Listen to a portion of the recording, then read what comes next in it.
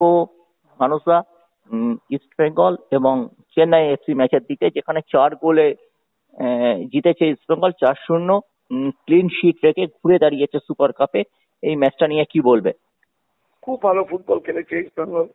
আমি আগের দিনই তোমাকে বলেছিলাম যে ইস্ট বেঙ্গল তাদের দলের মধ্যে কিন্তু অনেক ভালো সমঝোতা আছে, কম্বিনেশন আছে, ঠিকঠাক ব্যাপারগুলো হচ্ছে না, তাই হয়তো তারা জিততে পারছে না বা তারা জয়ের মুখ দেখতে পারেনি। গত ম্যাচেও তাদের জেতাই ছিল। আজকের এই 4 গোলটা তাদের অনেকটাই কাজে দেবে 31 তারিখের আগে। এবং আজকে মিগুয়েলকে তিনি প্রথম রেখেছিলেন। মিগুয়েল থাকাতে মাঝমাঠের বাঁধনি অনেক শক্ত হয়েছে।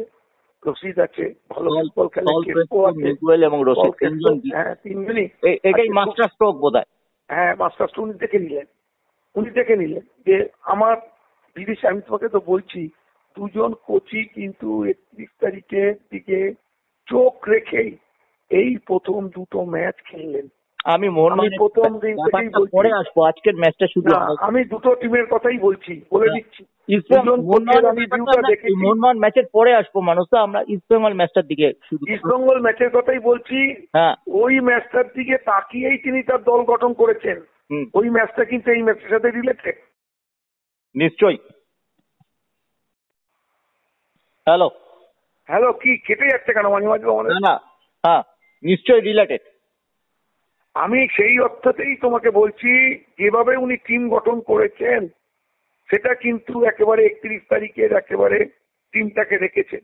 নওরেমকে রেখেছেন, এদিকে বিপিন। আজকে বিপিনের 2টো গোল দেখার মতো গোল, এত সুন্দর টাইমিং, এত সময় মতো ঠিক জায়গায় থেকেছে।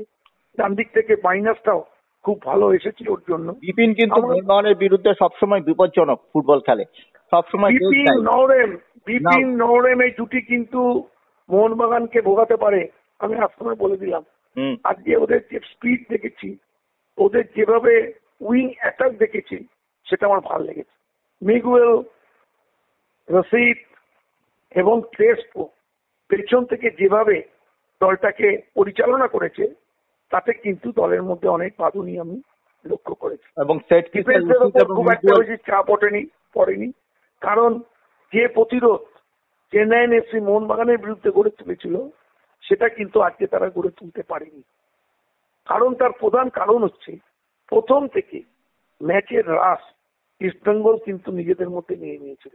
খুব একটা বেশি রুম দেয়নি চেন্নাই এফসি খেলোয়াড়দের মোহনবাগান ইস্টবেঙ্গল রক্ষণে গিয়ে হামলা চালানো। আনোয়ার সিবলি প্রথম গোলটা করলো, ভারী সুন্দর হেড, এবং এত ভালো কেস করে রেখেছিলেন পাপায়ের ইনসুইঙ্গার ফ্রিকিক থেকে, ও গিয়ে হেডটা করলো, এটাই হলো প্রথম গোল। তারপর পরপর 2টো গোল করলো প্রথমার্ধে বিপিন সিং। এই 3 গোলে এগিয়ে গেল। জাপানি প্লেয়ারটি দ্বিতীয়ার্ধে নেমেছিল, নেমে সে একটি গোল করলো। 4 গোলে দল জিতেছে। তবে এইটুকু বলতে পারি, আজকে ইস্টবেঙ্গল দল যোগ্য দল হিসেবে শুধু বলবো না, ইস্টবেঙ্গল খুব সিরিয়াস ফুটবল খেলেছেন এবং খুব মন দিয়ে আজকের ম্যাচটার ওপর তারা নজর দিয়েছিল। কারণ তাদের এর পরের ম্যাচটা অত্যন্ত গুরুত্বপূর্ণ। এমনি গ্রুপ থেকে একটা টিম যাবে, তাই আজকে তারা নিজেদের নানা রকম অস্ত্র যেটা আছে সব কিন্তু চালিয়ে নিয়েছে। ম্যাচটাই কিন্তু ইস্টবেঙ্গল 31 তারিখের জন্য একটা ভালো বার্তা কিন্তু দিয়ে গেল গরমকে। অনেক ধন্যবাদ মানুষা।